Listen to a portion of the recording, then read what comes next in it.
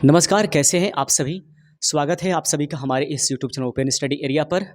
जीवन में भले कुछ हो या ना हो, लेकिन हम सबको ध्यान रखने की आवश्यकता है कि शिक्षा से कभी खिलवाड़ नहीं होना चाहिए। ये मैं उम्मीद करता हूँ कि बहुत सारे हमारे कैंडिडेट्स या बहुत सारे ऐसे विद्यार्थी हमारे इस यूट्यूब चैनल को देख रहे होंगे, जो मायूसी भरी ज़िंदगी को लेकर चल रहे होंगे। लेकिन मायूस मत होइए, एक जीवन का एक सेकंड लगेगा जिस दिन आपकी सिलेक्शन हो जाएगी और एक छोटी सी कागज़ में तब्दील हो जाएगी आपकी तकदीरें।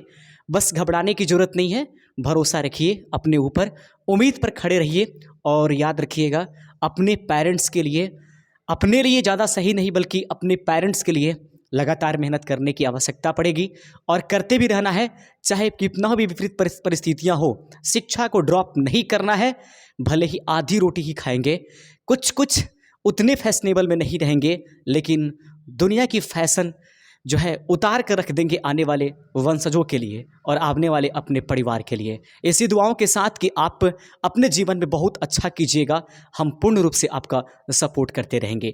आज के इस सेशन में हम लोग जाएंगे पीरियोडिक टेबल पढ़ने। गौर से देखिए, जीवन में आपने बहुत प्रकार से पीरियोडिक टेबल को समझा होगा, लेकिन आज हम पीरियोडिक टेबल के इतिहास से लेकर के A to Z यहाँ तक जो कि आधुनिक आवर्त सारणी आपको दिखाई देता है, जो मॉडर्न क्लासिफिकेशन है पीरियोडिक टेबल का, एलिमेंट्स का, वहाँ तक कैसे हम लोग पहुँचे हैं, इन सभी चीज़ों को हम लोग समझाने की कोशिश करेंगे। यह आपके पास आधुनिक आवर्त सारणी आपके पास दिखाई दे रही है, periodic table of the elements modern की बात करेंगे। दोस्त, यहाँ पर आने के लिए सबसे पहले हमको थोड़ा सा बैकग्राउंड में जाने की ज़रूरत पड़ेगी। पहले हम लेकर के आएंगे आखिर ये बना कैसे, आखिर इसको बनाया क्यों गया है, आखिर क्या इसकी यूज़ है आज के इस ज़माने में, या ऐसे ही केवल टांग दिया जाता है उसको दीवारों पर और उसको देख लेना होता है। नहीं दोस्त, इसके पीछे बहुत बड़ी कारण है। आइए सबसे पहले इसको समझाने की कोशिश करेंगे, ठीक है। सबसे पहले कि जो आवर्त सारणी है उसका शुरुआत कहाँ से होता है, ठीक है। इससे पहले जानने की कोशिश करेंगे जो हमारे पास शुरू में तत्वों की संख्याएं थी, इन तत्वों की संख्याएं बहुत ही कम थी। याद रखेंगे, तत्वों की संख्याएं बहुत ही कम थी, यानी कि महज 5 से 6 ऐसे तत्व थे जिनके बारे में लोगों को जानकारियाँ थी। यही कारण है कि आसानी पूर्वक उनके बारे में लोग अध्ययन कर लिया करते थे। लेकिन जैसे जैसे समय बीतता गया वैसे वैसे नए नए तत्वों का आविष्कार होता चला गया, नए नए तत्वों की खोज होती चली गई। अब इनके गुणों का अध्ययन कर पाना इतना आसान नहीं रहा जितना कि शुरू में हुआ करता था। इसी चीज़ को देखने के लिए, इसी चीज़ को मतलब समस्या का हल करने के लिए तत्वों को वर्गीकृत करने की आवश्यकता पड़ती है, क्योंकि बार बार चल कर के हम लोग तत्वों के बारे में अगर किसी तत्व की ज़रूरत पड़ जाती है तो बार बार हम उसको खोजने की कोशिश न करें। जैसे कि आपने एक साधारण से उदाहरण से समझेंगे, जैसे आपके घर पर एक किचन होगा, उस किचन में देखेंगे चम्मच रखाने वाले एक अलग खंडे होंगे, प्लेट रखने वाले एक अलग खंडे होंगे, यानी कि वस्तुओं को रखने के लिए, सब्जी को रखने के लिए हर चीज़ का अलग अलग अपना व्यवस्था किया गया होगा। इससे ये होता है ना कि जब जिस चीज़ की आवश्यकता पड़ती है आप आसानी पूर्वक उसी खंडे की तरफ जाते हैं और उसको उठाकर लेकर के चले आते हैं। सेम टू सेम हमारे तत्वों के साथ भी ऐसा ही हुआ है। तत्वों का जो पीरियोडिक टेबल बनाया गया है वो यहाँ तक आने में बस इसका योगदान रहा है। शुरुआत करेंगे तत्वों को सबसे पहले वर्गीकृत किसने किया था।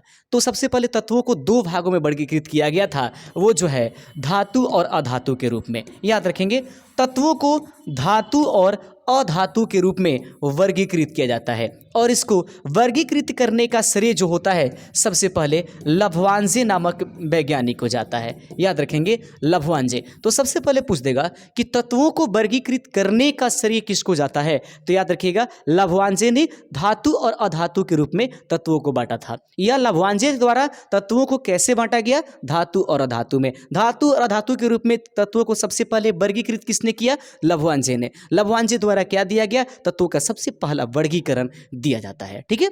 लेकिन बस धातु और अधातु के रूप में बांट लेने से सभी समस्या नहीं हो जाती थी, समाधान उसका हो जाने वाला नहीं था, बल्कि समस्याएं जैसे कि तैसी रही। हाँ, मनुष्य ये तो सीख गया कि धातु को कैसे पहचानेंगे, अधातु को कैसे पहचानेंगे। इसके बहुत ही गुण जो होते हैं ना कि इसको विद्युत के सुचालक होते हैं, इसमें से मतलब विशेष प्रकार की चमक होती है, विद्युत के सुचालक होते हैं। ये सभी चीज़ें आप लोगों के सामने इम्पोर्टेंट हो जाता है। अगली बात है कि इसके बाद भी कोई वैज्ञानिक आया जिसका नाम था, हम सभी डोबे रेनर के नाम से जानेंगे। डोबे रेनर, याद रखेंगे, डोबे रेनर। डोबे रेनर को कई जगह डोबे राइनर भी लिखा गया है, घबराने की आवश्यकता नहीं है। सबसे पहले देख लीजिएगा, डोबे रेनर, याद रखेंगे, डोबे राइनर या डोबे रेनर सब एक ही नाम है, ठीक है, कुछ भी घबराने की जरूरत नहीं है, डोबे रेनर। तो सबसे पहले ये बात है, डोबे रेनर ने क्या किया था, लववांजे ने तो धातु अधातु के रूप में बांटा। जब तत्वों की खोज कुछ हो चुकी थी, मतलब 10, 12, 14, 15 इस संख्या में जब तत्वों की संख्याएं हो चुकी थी, उस समय डोबे राइनर नामक एक वैज्ञानिक आता है, एक रसायनज्ञ होता है जो रसायन से संबंधित है, और उसने क्या किया, तत्वों को 3-3 खंडे में बांटने की कोशिश किया है। याद रखेंगे, इस तरीके से करके थोड़ा सा एक बार और इसको कर लेते हैं, ऐसे कर लिया और ऐसे कर लिया, और उसके बाद 3-3 खंडे में उसने तत्वों को बांटा है, जिससे डोबे राइनर का त्रियक नियम कहा जाता है। याद रखेंगे, डोबे राइनर का त्रियक नियम जो है, या जो तत्वों को बांटने के लिए त्रियक नियम किसके द्वारा दिया गया था, उस समय आप इसको डोबे राइनर नाम देंगे। और इसमें प्रत्येक एक खंडे को उसका त्रिक कहा जाता था, और इस नियम पर था कि जैसे ये वाला तत्व है और ये वाला तत्व है, किसी एक त्रियक में चलिए और जो किनारे वाले तत्व है ना, उनके परमाणु द्रव्यमानों को जोड़ दीजिए। याद रखेंगे, उनके परमाणु द्रव्यमानों को जोड़ दीजिए और उसका औसत निकालिए, यानी 2 से भाग दीजिए, तो बीच वाले के परमाणु द्रव्यमान आ जाया करता था।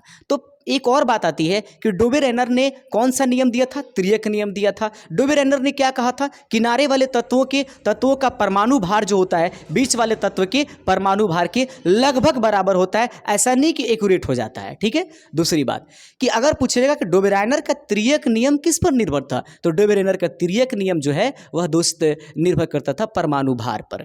महज आधुनिक आवर्त सारणी को छोड़ दिया जाए, ओनली हम लोग एक्सेप्ट कर देते हैं मॉडर्न अगर पीरियोडिक टेबल को, तो जितने भी पीरियोडिक टेबल आए उनका कहीं ना कहीं संबंध जो है परमाणु भार से रहा है, ठीक है। इस बात को ध्यान रखिएगा, परमाणु भार पर ये निर्भर थे। लेकिन डोबे राइनर का त्रियक नियम जो है त्याग दिया गया, क्योंकि एक बार में इसमें महज 9 तत्वों के बारे में ही जानकारियां ली जा सकती थी। और सही दूसरी बात यह है, ये कुछ मतलब तत्वों के लिए लागू था, कुछ हल्के तत्वों के लिए लागू था। ये भारी तत्वों के जब आविष्कार होने लगे, उस पर ये इसने अपना नियम छोड़ दिया था। तो डोबे राइनर ने सबसे पहले त्रियक नियम दिया था, धातु धातु के रूप में लववांजे ने बांटने की कोशिश किया था।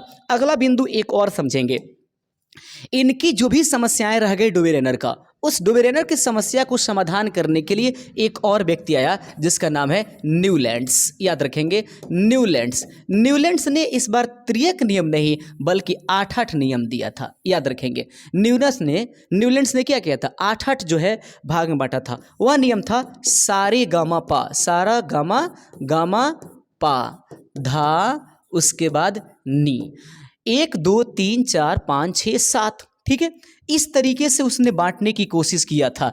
इसको अष्टक नियम से के रूप में जानते हैं। 1 2 3 4 5 6 7 हुआ, उसके बाद एक और ले लीजिए 8 के ग्रुपों में बांटने की कोशिश किसने किया था, ये जो है आपके न्यूलैंड्स ने। तो पूछा जाएगा कि न्यूलैंड्स के द्वारा कौन सा जो है नियम दिया गया तत्वों के वर्गीकरण के लिए, तो न्यूलैंड्स के द्वारा तत्वों के वर्गीकरण करने के लिए जो है अष्टक नियम दिया गया था। अष्टक नियम का रूल क्या था कि यह संगीत के सुर पर निर्भर करता था।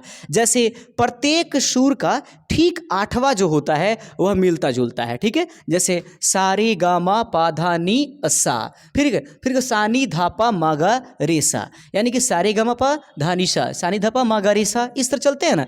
तो इसका गुण ठीक अपने से 8वें वाले के गुण से मिलता था।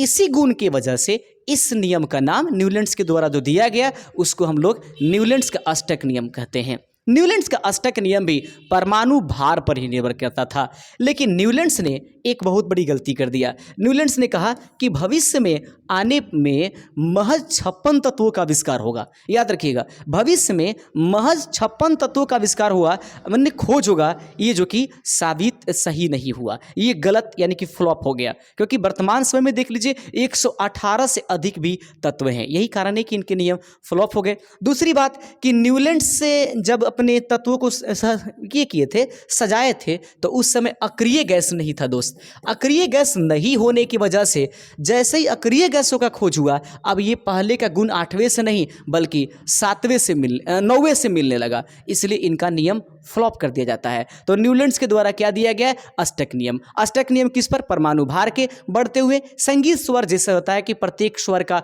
8वां स्वर मिलता जुलता है, न्यूलैंड्स ने भी ऐसा ही किया था। भविष्य में महज 56 तत्व होंगे ऐसा घोषणा करके इन्होंने बुरा कर दिया, इसलिए इनके अष्टक नियम को भी त्याग दिया गया था। आगे बढ़ते चलते हैं, अगला व्यक्ति कौन है उनके बारे में सोचेंगे। ये बड़ा ही इंपॉर्टेंट है, तत्वों का आवर्ती वर्गीकरण। तत्वों का आवर्ती वर्गीकरण किसने किया था?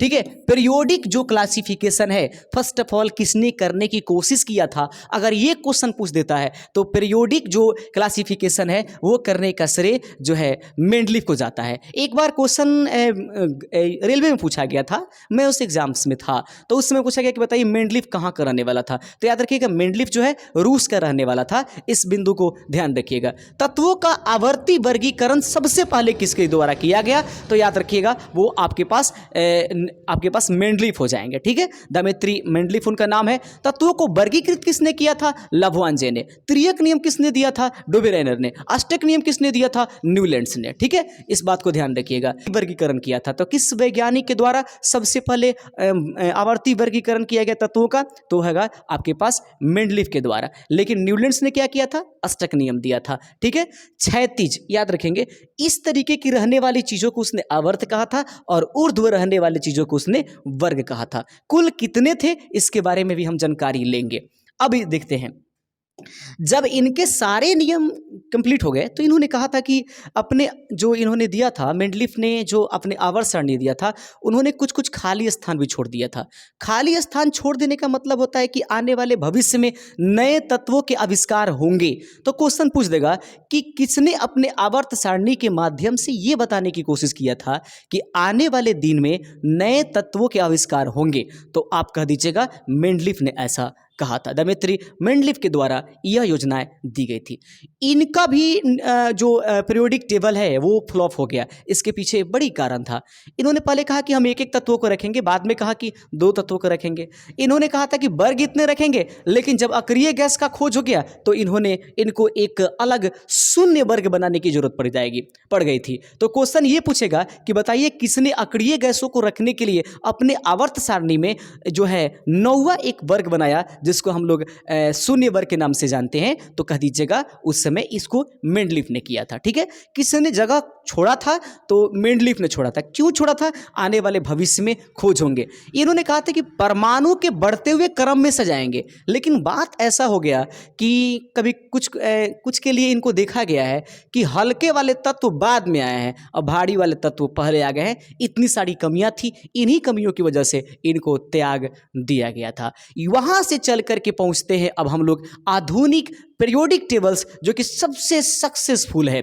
सबसे ज़्यादा सक्सेसफुल अगर कोई आपके पास पीरियोडिक टेबल है तो वो आधुनिक है, जिसके बारे में आज हम लोग चर्चा करेंगे। तो बने रहिएगा हमारे साथ, बिल्कुल भी हटने की कोशिश मत कीजिएगा। आइए देख लेते हैं, हमारे पास जो बिंदु है वो ये है, ये आधुनिक आवर्त सारणी है। इसके बारे में अब हम A to Z पढ़ेंगे। बहुत सारे बच्चे ऐसे होते हैं जिनको 20 तत्व बेहतर तरीके से नहीं मालूम होता है, इसलिए सबसे पहले हम शुरुआत करेंगे कि 20 तत्वों को आप किस प्रकार से याद कीजिएगा।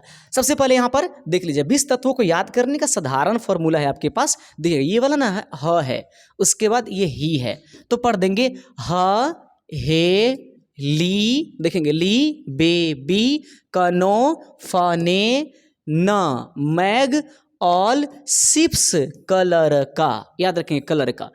अगर आप इस तरीके से याद करते हैं तो 20 तत्व आपको 100% याद हो जाएगा। पहले फिर से देखिएगा, ह हे ली बे बी कनो फने न मैग ऑल शिप्स कलर का। 20 तत्व आप 100% याद कीजिएगा।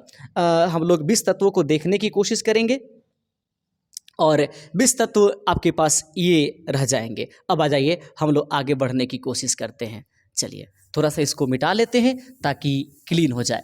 अब ये आधुनिक आवर्त सारणी को बनाने वाले व्यक्ति कौन है? तो आधुनिक आवर्त सारणी को बनाने का श्रेय जो है मोसले को जाता है। मोसले द्वारा जो आपका तैयार किया गया पीरियोडिक टेबल, उसको हम लोग आधुनिक आवर्त सारणी के नाम से जानेंगे। आधुनिक आवर्त सारणी की खास बातें पहले पढ़िए। देखिएगा, इस तरीके की जितनी लाइनें दिखाई दे रही हैं, इस तरीके से दिखाई दे रहा है ना, इन सभी लाइनों को आधुनिक आवर्त सारणी ही नहीं बल्कि मेंडलीफ ने भी आवर्त कहा था। तो क्वेश्चन पूछा जाएगा कि बताइए आधुनिक आवर्त सारणी की क्षैतिज लाइनों को क्या कहते हैं? आवर्त कहिएगा। उसकी संख्याएं कितनी हैं? देखिएगा, 1 से लेकर के 7 तक लिखा गया है। 1 से लेकर कहाँ तक आएंगे? 7 तक। तो पूछा जाएगा कि बताइए आधुनिक आवर्त सारणी में आवर्तों की संख्या कितनी है? तो आप जरूर बताइएगा कि आधुनिक आवर्त सारणी में आवर्तों की संख्या कितनी है? 7 है। ठीक है, अब चलते हैं। अब जो ऐसे ऐसे लाइनें दिखाई दे रही हैं, ऐसे ऐसे, इनकी संख्याएं देखिए, यहाँ से 1 से शुरू होता है और यहाँ पर 18 पर जाकर के खत्म हो जाएगा। 1 से लेकर कहाँ तक? 18 पर यहाँ पर जाकर के खत्म हो जाएगा। तो अब आपसे पूछा जाएगा कि बताइए कि आधुनिक आवर्त सारणी में वर्गों की संख्या कितनी है?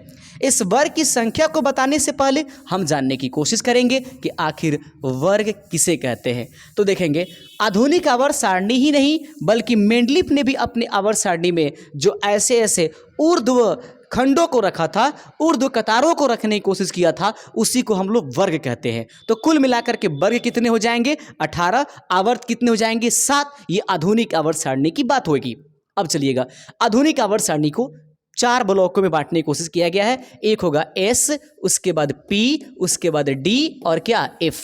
तो पूछा जाएगा कि बताइए आधुनिक आवर्त सारणी में कुल वर्गों की संख्या कितनी है? तो आप बताइएगा आधुनिक आवर्त सारणी में कुल वर्गों की संख्याएं जो है वह कुल मतलब वर्ग नहीं, ब्लॉक की संख्या। यदि आधुनिक आवर्त सारणी में कुल ब्लॉक कितने हैं? तो ब्लॉक की संख्याएं 4 है। ये चारों ब्लॉक कौन कौन से हैं? तो पहला नंबर S, उसके बाद P, उसके बाद D और उसके बाद क्या? F। आइए हम एक एक करके आपको दिखाते हैं किसको S ब्लॉक कहते हैं, किसको P ब्लॉक कहते हैं। देखिएगा, यह जो दोनों लाइन दिखाई दे रहा है ना, इसको S ब्लॉक कहते हैं। क्या बोलेंगे? S block. उसके बाद यहाँ से यहाँ तक जो होगा इसको हम लोग D ब्लॉक के नाम से जानते हैं। तो पूछा जाएगा कि आप बताइए कि आधुनिक आवर्त सारणी में किस किस वर्ग को जो है S ब्लॉक में रखा गया है? तो S ब्लॉक में वर्ग नंबर 1 और वर्ग नंबर 2 को रखा गया है। आधुनिक आवर्त सारणी में वर्ग नंबर कितने से लेकर के और जो है आपको वर्ग नंबर कितने तक D ब्लॉक में रखा गया है? तो याद रखेंगे, वर्ग नंबर 3 से लेकर के वर्ग नंबर 12 तक के तत्वों को हम और आप D ब्लॉक के नाम से जानते हैं। उसके बाद 12 के बाद यहाँ से 13 लेकर चलिए, वर्ग नंबर 13 से लेकर के वर्ग नंबर 18 तक के तत्वों को जो है P ब्लॉक कहते हैं। तो ये वाला S ब्लॉक, ये वाला D ब्लॉक और ये वाला P ब्लॉक। अब उसके बाद देखिएगा एक और ब्लॉक है। चूँकि देखिए यहाँ पर जो नियम है उसको समझिए। देखिएगा, पूछा जाएगा कि उसके बाद एक अन्य ब्लॉक है, उस ब्लॉक को कौन है?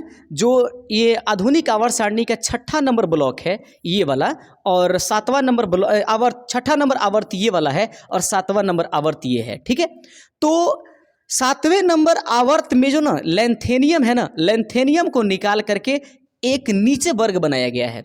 फिर 8वें नंबर से 6ठे नंबर से लेकर के लेंथेनियम को लेकर के एक वर्ग बनाया गया। पहला तत्व लेंथेनियम है और उसके बाद 7वें नंबर जो आवर्त है उससे एक तत्व लेकर के जो बनाया गया वर्ग, उसे हम लोग क्या कहते हैं?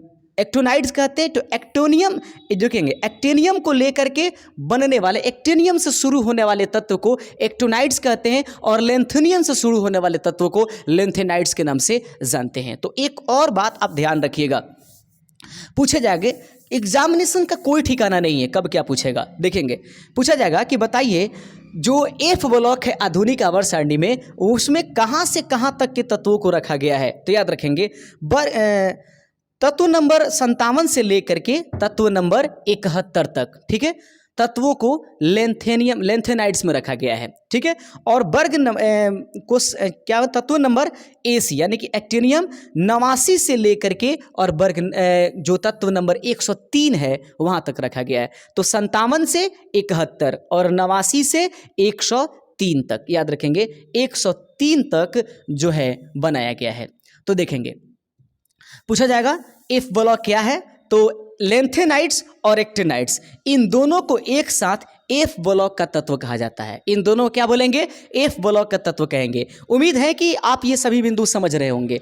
अब घबराइए नहीं, बहुत इंपॉर्टेंट है, समझना बहुत आवश्यक है। अब हंसने वाली बारी आ रही है, क्योंकि अब हम ट्रिक आपको बताने की कोशिश करेंगे।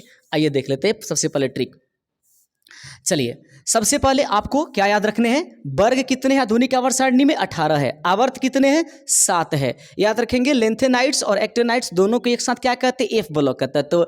यार 1 और 2 को क्या बोलते हैं? वर्ग नंबर एस ब्लॉक का तत्व। 3 से लेकर के 12 तक को क्या कहते हैं? डी ब्लॉक का तत्व। 13 से लेकर 18 को क्या कहते हैं? पी ब्लॉक का तत्व। ब्लॉक कितने हैं? 4 है। आधुनिक आवर्त सारणी को किसने दिया था? मोसले ने। आधुनिक आवर्त सारणी तत्वों के किस गुण पर आधारित होता है? तो आधुनिक आवर्त सारणी जो है तत्वों के उसके बढ़ते हुए परमाणु संख्या के आधार पर निर्भर करता है। किस पर निर्भर करेगा? बढ़ते हुए तत्वों की परमाणु संख्या के आधार पर। अब जरा ट्रिक समझिएगा, कैसे कैसे याद करेंगे। सबसे पहले इसको हम लोग क्षारीय धातु कहते हैं, वर्ग नंबर 1 को।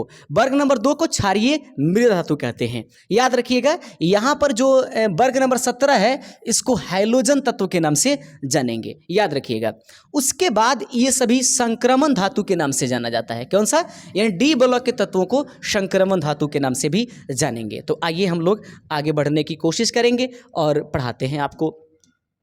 हटा लेते हैं, पहले क्लीन कर देते हैं, अच्छा रहेगा। चलिए, तो अब क्लीन लगभग हो गया है, ठीक है। याद करने की कोशिश कीजिएगा। पहले नंबर ब्लॉक जो है, याद रखेंगे, सबसे पहले नंबर आवर्त में 2 तत्व हैं। याद रखिएगा, ये क्वेश्चन पूछा गया था बीपीएससी में। पहले नंबर आवर्त में कितने तत्व हैं? 2 तत्व। दूसरे नंबर आवर्त में देखिए इधर कितने हैं? 1 2 3 4 5 6, 6 और 2 8। तीसरे नंबर में 8 है। चौथे नंबर में कितने? 18 है। पांचवें नंबर में कितने? 18 है। और उसके बाद समझ रहे हैं ना, छठे नंबर में क्या करेंगे? इस 18 में इसको 14 को जोड़ लेंगे, ठीक है। तो 1 2 3 4 5 6 7 8 9 10 11 12 13 14, यानी कि 1 2 3 4 5 6 7 8 9 10 11 12 13 और क्या 14, एक ठो इसमें रख दिया जाएगा। ये जो है इसमें एक ठो रख दिया जाएगा, ठीक है।